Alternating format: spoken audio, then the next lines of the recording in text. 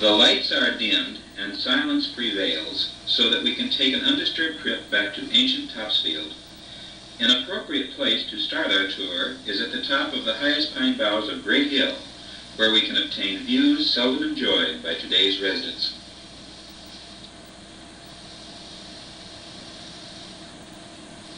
The sun rises from the direction of Agawam settlement, which was known as Ipswich Village in 1634.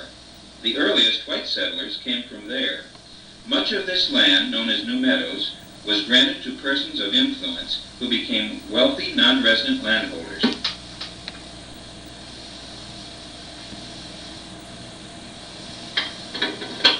Swinging from the northerly direction of the often hostile lands of the Merrimack, we can view the Agawam or Ipswich River Valley, the gateway of the settlers. Great Hill rises to an elevation of 240 feet above sea level and is covered with a dense second growth. This drumlin is typical of Topsfield's larger hills, being a compact, unstratified mix of glacial debris.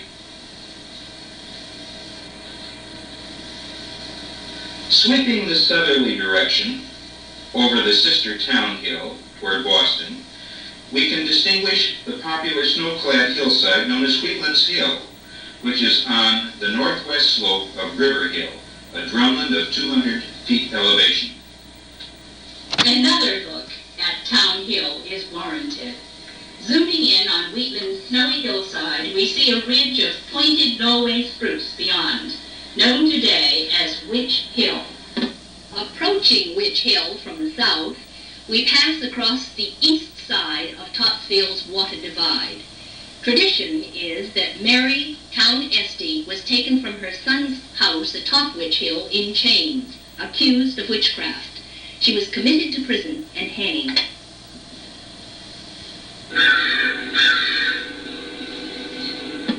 An attractive mansion house has replaced the old Esty house, and the name of the hill is a grim reminder of the terrible witchcraft delusion of 1692.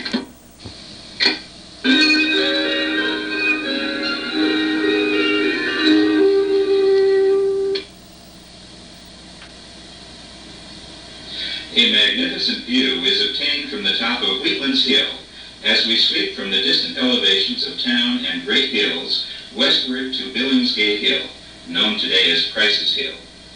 The old way from Salem still passes down Wheatland's Hill to the old town bridge location.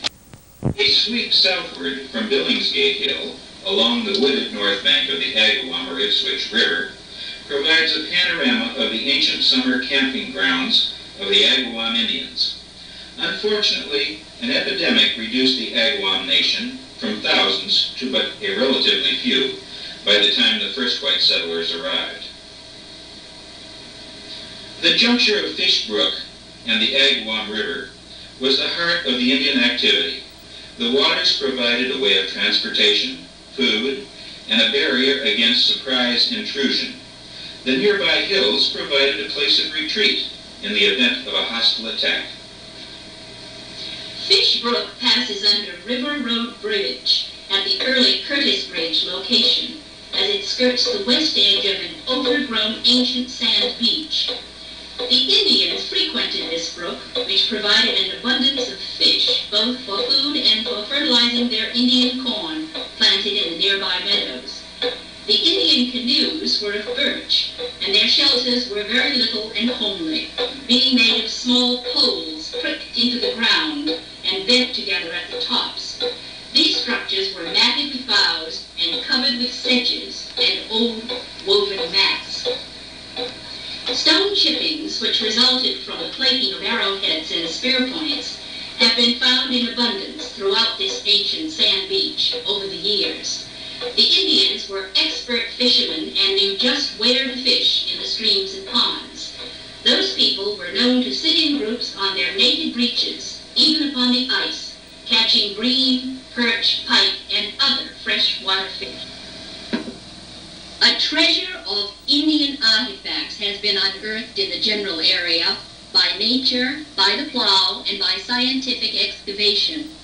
Here, we see an archaeology student performing a scientific dig in an Indian work area. The artifacts date back thousands of years in some cases. The Indians carried suitable stone materials from the coastal areas and performed their crafts at the inland summer encampments. Their work areas were usually located high on a northerly riverbank, sheltered somewhat by forested ridges from the colder north breezes.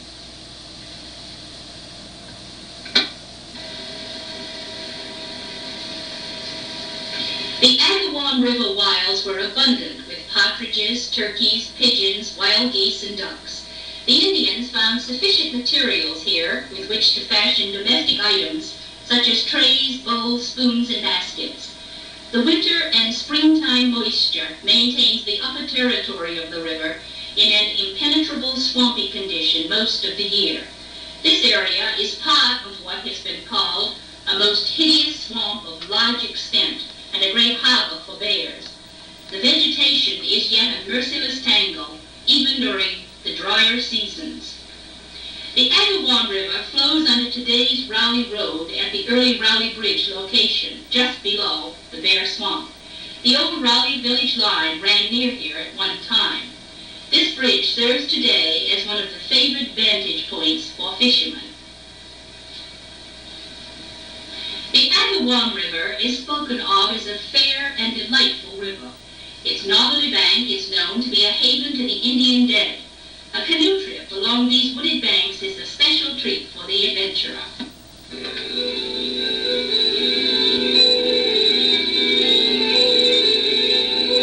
Musconomino, known as Masconomet, sachem of the Agawams, signed a deed releasing claim to the lands of the Agawam in 1630.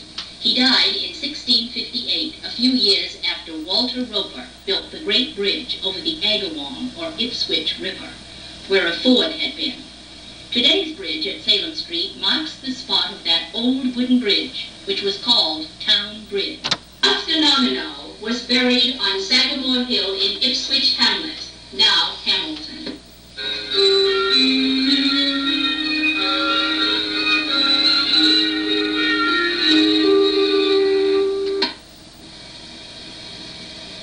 This serpentine ridge is part of an esker formed by sand, gravel, and boulders being deposited by a stream which flowed within a stagnant glacier. The esker follows Pye Brook below Howlett's Hill and is part of a nearly continuous esker which can be traced from Groveland to the sea at Beverly. Another view of the ridge shows how the esker was cut through by the waters.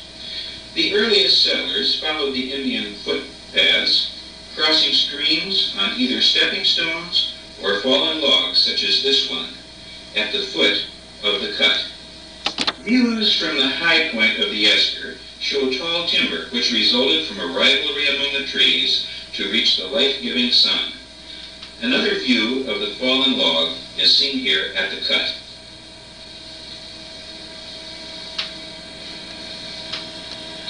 A short distance north of the juncture of Pye and Howlett's Brooks is a glacial formation called a kettle hole, formed by an iceberg buried in an overwash of sand and gravel as it melted and seeped away. This kettle hole is nearly 40 feet deep from its high side.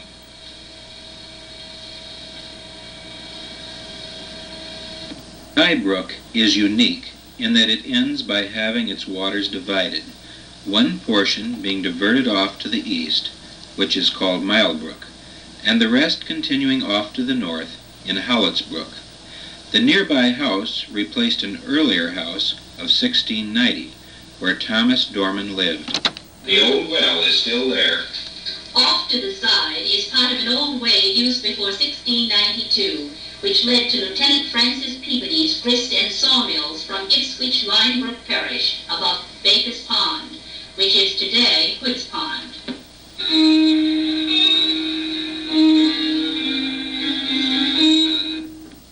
Francis Peabody constructed a dam or weir near the outlet of Pye Brook in 1691, which diverted some of the water normally going to Howlett's Brook, such that it flowed from Pye Brook into Milebrook and thus to his grist and sawmill pond further downstream.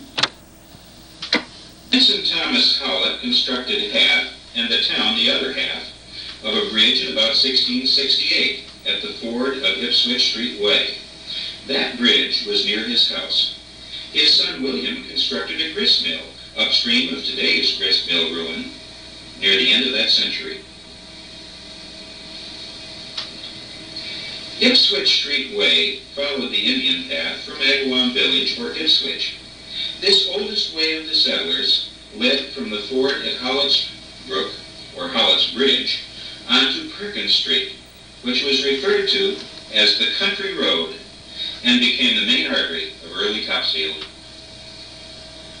Perkins Street crosses Milebrook Bridge.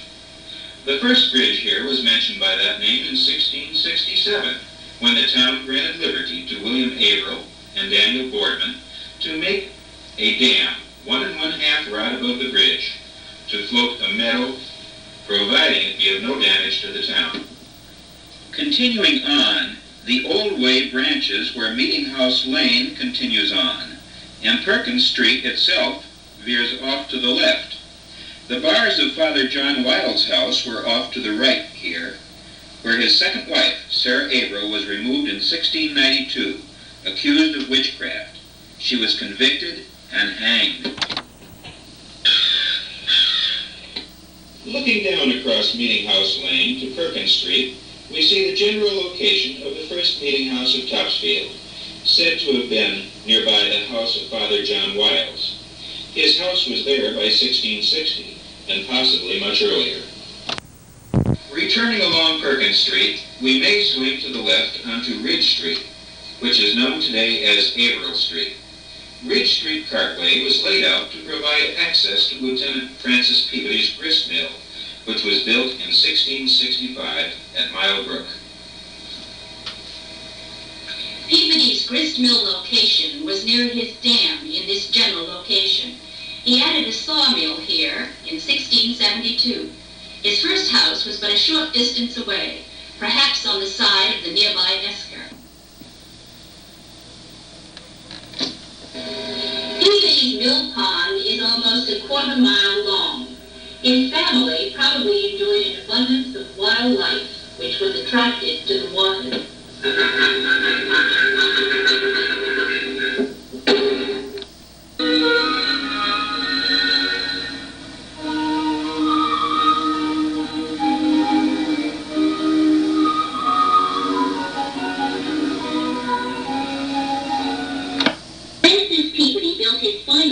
Some distance further up and on the opposite bank of his pond by 1698.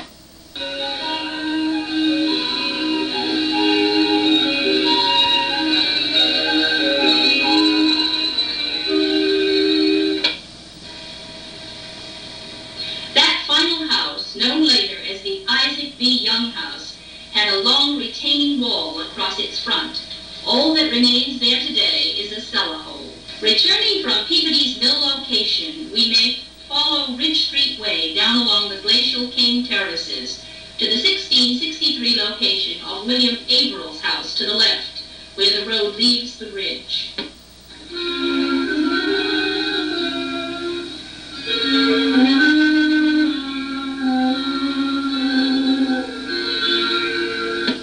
Today, we enjoy a parade on Memorial Day, which passes along Main Street onto Averill Street and past the old section of Pine Grove Cemetery.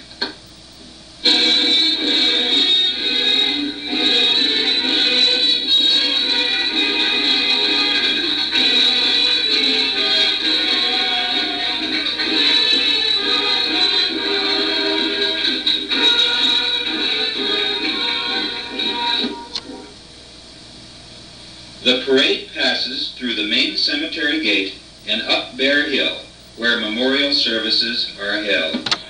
Parson Joseph Capin's grave is about 150 feet off to the left and behind today's main gateway.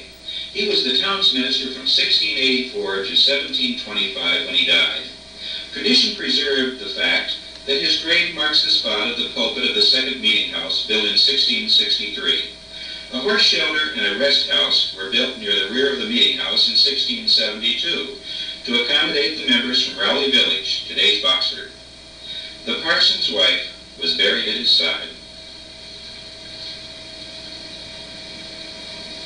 A view from the south shows the approximate position of the stone wall, which was constructed about 5 foot high around the meeting house during the autumn of 1675. A 10-foot space existed between the wall and the house, and a 10-foot square watchhouse was located at the wall's southeast corner, a precaution against the Indian threat. We can detect vertical joints in today's front cemetery wall. An early pathway probably entered here and passed by the south and west sides of the meeting house, where a cartway led the Rowley villagers homeward to the west.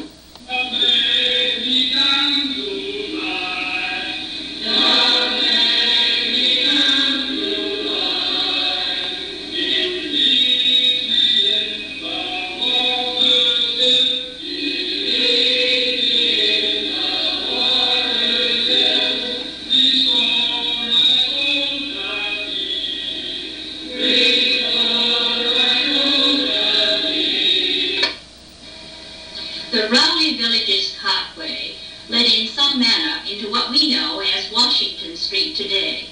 Here, at the corner of Lockwood Lane, is where the old way, known as Mill Street, led off past Zacchaeus Gould's house to the right and far beyond to the ironworks in Rowley Village. At this Mill Street location, Zacchaeus Gould had his first house, said by tradition to be a blockhouse, which housed a garrison for several years to protect the inhabitants of the area from depredations of Indians. That house was destroyed by fire before 1660. Today's Washington Street passes by this Sugarloaf Hill. The bedrock forming this hill is a coarse-grained, altered granodiorite. A very similar formation existed where the Congregational Church stands today.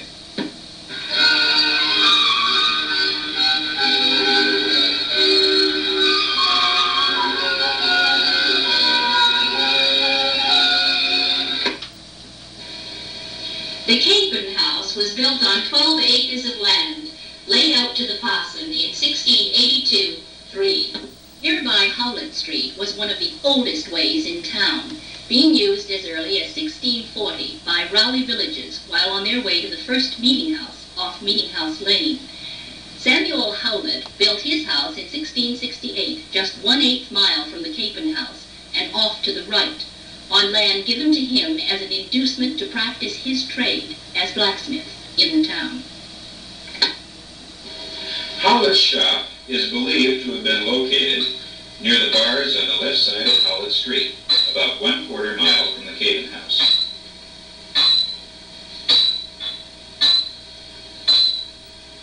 His meadow evidently extended to the western foot of Great Hill, where a muddy spring trickles through a stone wall and feeds the swampy meadow.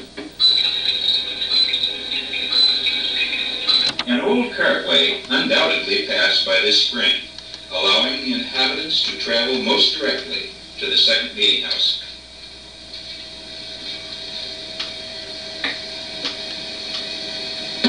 High on Bear Hill in Pine Grove Cemetery stands a monument, erected in memory of the founders of Topsfield, buried in unknown graves. This would include George Bunker, Daniel Clark Sr., Thomas Dorman, Humphrey Gilbert, John Gould Sr., Zacchaeus Gould Sr., William Howard, Thomas Howlett, William Nichols, Thomas Perkins Sr., Abraham Reddington Sr., John Reddington Sr., Walter Roebuck, John Wiles Sr., and their spouses. The oldest settler's legible headstone in Topsfield today is that of Captain Thomas Baker, who died March the 18th, 1718, aged 81 years, 6 months, and 5 days. The stone is in the Pine Grove Cemetery. The oldest legible headstone in Topsfield today is that of Sergeant Ebenezer Abram, who departed this life December 22nd, 1717, aged 48, 2 months, and 4 days. The stone is also in the Pine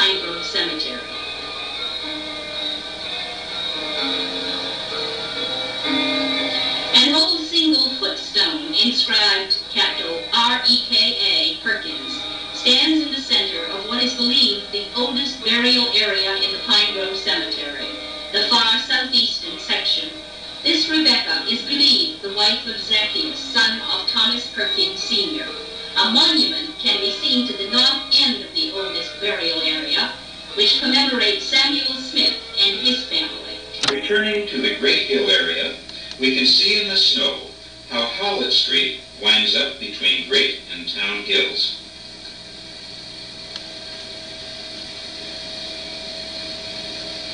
Looking back, after passing under today's drawbridge, we can then swing to the north for a view of what was John French's old one-story house.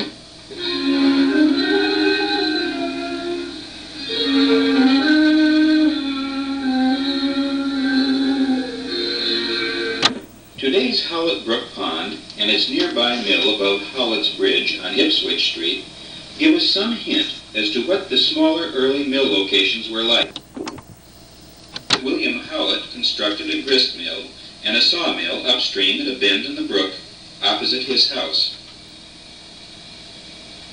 Inspection shows this to be the likely place of Howlett's old dam and mills, as seen from a heap of stones, where it is believed his house was located by about 1650. His old mills were erected between 1677 and 1709. Going back to below today's dam, the Brook Rampages by the mill, built by Howlett between 1738 and 1740.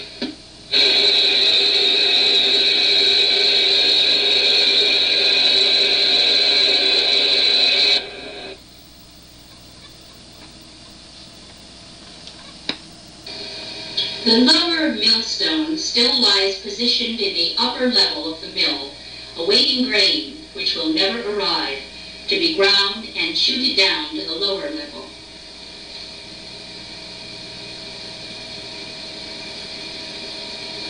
The upper millstone lies dethroned and in the still waters under the mill.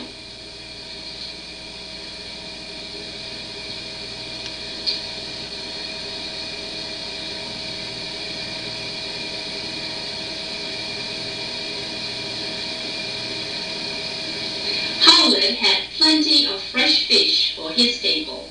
Here we see a grouping of perch passing into the now stilled waters beneath the mill.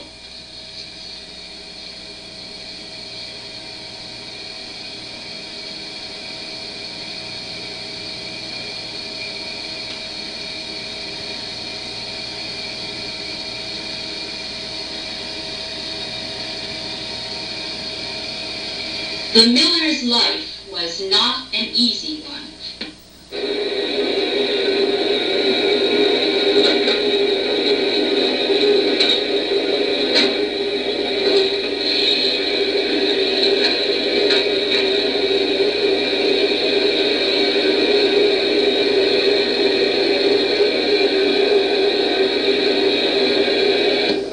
Today's center marketplace has always been colorful.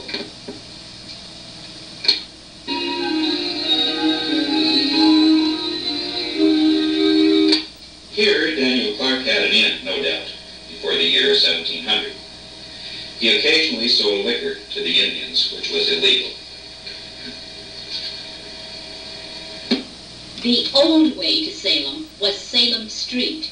Here, where Wenham Street veers off to the left, is the Patton House. This two-story house was built, it is believed, between 1672 and 1682, while the Reverend Jeremiah Hobart was in town. He was present at the house raising and enjoyed the festivities of that occasion.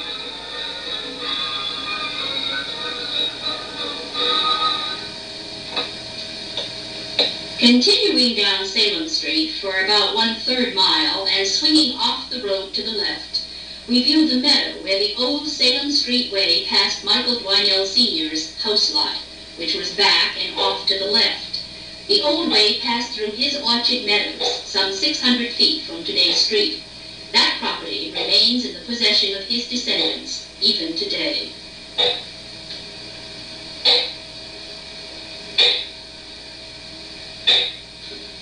in the woods here, we can view the location of an old circular well, probably that of Thomas Dwarnell.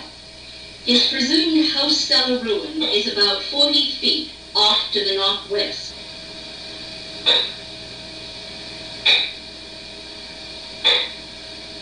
Here, about 300 feet eastward, is a lower branch of a sugar maple tree whose trunk measures 49 inches in diameter and is otherwise covered with burl.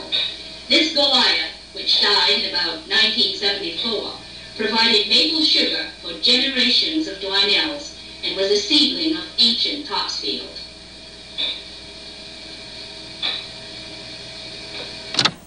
The house of Dr. Michael Dwarnell Jr. was situated on a knoll at the southwest side of today's Salem Street. A short distance further back from the street is the location of his well and mill pond.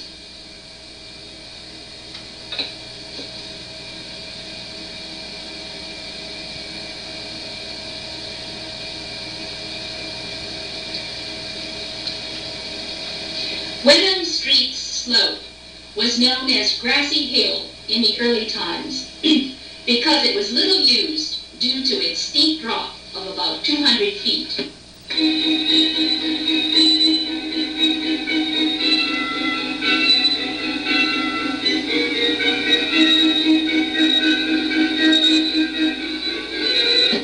Here at today's Rowley Bridge Road, we see where the old copper mine road started off to the southwest into the disputed woodlands beyond Nichols Brook, which were of Topsfield before 1728. Those lands were one cause of many accusations leveled during the time of the terrible witchcraft delusion. About 22 rods southeastward is the entrance to an old copper mine, believed somewhat like, if not the one opened by Governor Endicott as early as 1650. Some ore was mined, but the project was a failure. Two tall headstones of the later vintage in the Southside Cemetery evidently mark the grave of John Cummings, Sr., who died in 1722, aged 56 years, and his wife Susanna Town. This cemetery is located 1/10 mile east of Hill Street and off to the north side of today's Rowley Bridge Road. The cemetery land was given by Joseph Herrick in 1740, when it was already known as the burial place, and probably gave refuge to the following settlers, among others: Thomas Dorman Jr., Thomas Dwarnell, Joseph Herrick Jr., Nathaniel Porter, one Joseph Town, and their spouses. William Nichols' farm stretched past here on the far banks of Nichols Brook to today's tower at Ferncroft. A view to the northwest from the tower allows us to scan Nichols' lands to the left. The house of William Hobbs Jr. was located 1/2 mile further west of today's golf course. He was accused of witchcraft and imprisoned in chains for 9 months.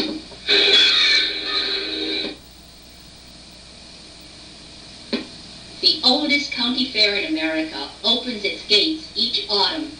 People come from near and far to be educated, entertained, and enticed.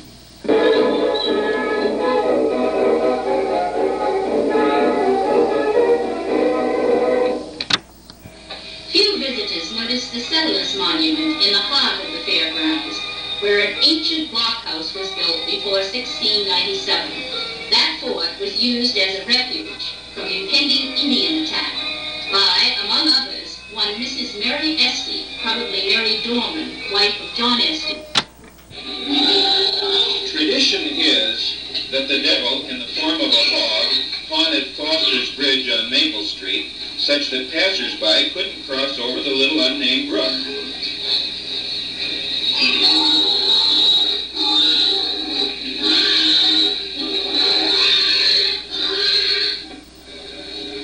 The porker, upon receiving admonishment from the good Parson Capon, vanished to parts unknown.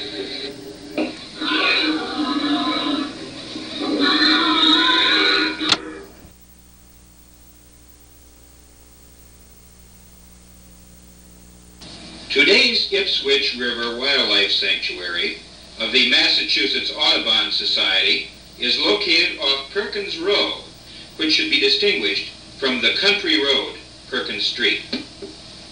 The sanctuary contains a vast hassocky meadow, which yielded a natural abundance for the settlers.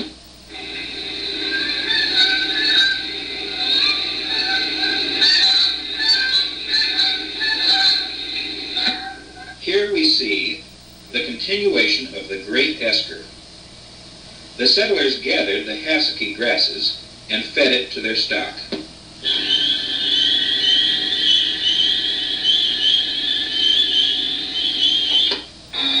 Across the Ipswich River from Hassocky Meadow, we can inspect the ruinous remains of the Cummings burying ground, which was a part of Ipswich before 1774. It served members of the Cummings, Smith, and Lamson families, probably including Isaac, son of Isaac and Mary Andrews Cummings, John Lamson, and their wives.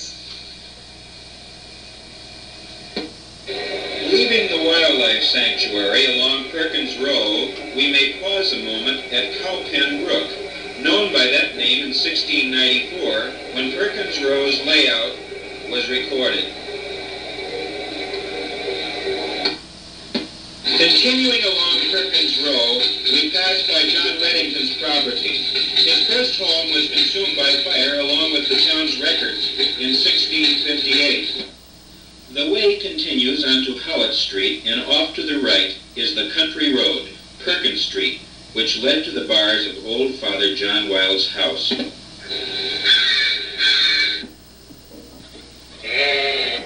The selectmen ordered in 1678 that no ram shall be allowed to run free upon the common from the 1st of August until a month after Michaelmas. Great complaints were made in 1683 about rams running upon the common, causing damage to the breed. Measures were taken to assure forfeiture of half of any ram so disposed. Dorset sheep were the prevalent breed of early New England.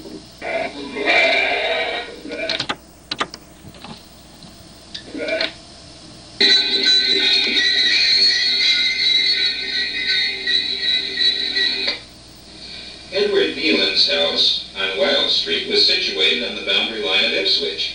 Each time a tax collector appeared, Edward was on the opposite side of his abode.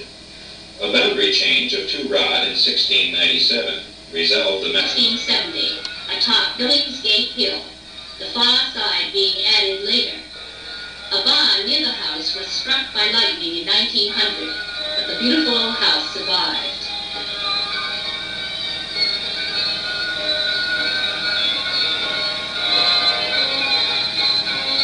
The house of Henry Lake was built across today's Prospect Street to the east in about 1681, when he married Priscilla Wiles. These people were probably buried in the nearby Stanley Lake burying ground, a short distance from the Ipswich River. Another beautiful old 17th century house is the Job H. Frame or Hubbard House, located off to the west of today's Prospect Street near the village. A brick of this house was found, dated 1686, known as the Conan House on Main Street. William, the son of the Reverend William Perkins, resided in the older house by 1675.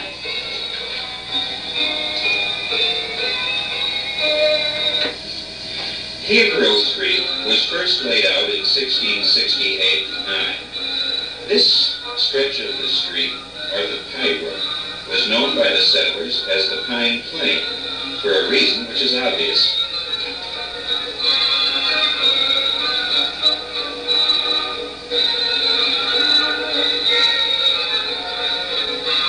Baker's Pond, known as Hood's Pond today, provides the challenge of fishing, a more serious matter in the days of the early settler William Pritchard. The pond is a showcase of beauty the year round. Pritchard's house was back in the wooded area off to the right of the pond's outlet.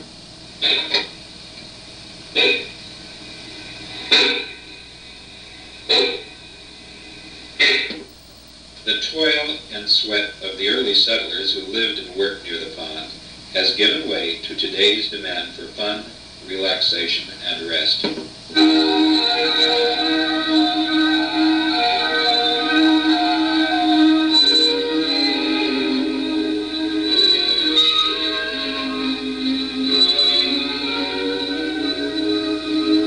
This beautiful scene is a good place to conclude our tour.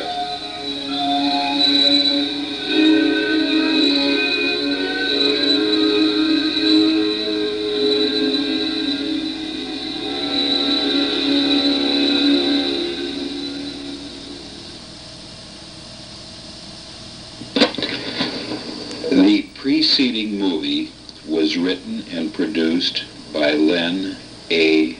Bergsten, historian and genealogist of Topsfield, Massachusetts, during the period of 1975 through into 1978.